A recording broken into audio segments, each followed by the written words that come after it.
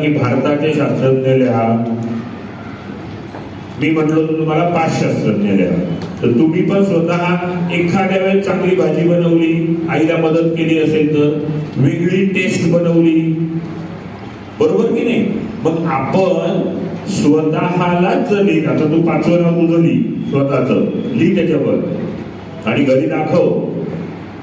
विद्यार्थ्यांना लक्षात घ्या, तुमचा कॉन्फिडन्स हा बाहेरून येणार नाही.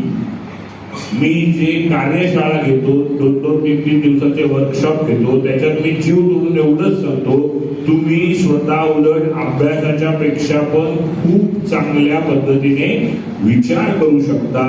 विचार वेगळा केला की तुम्ही शोध लावू शकता.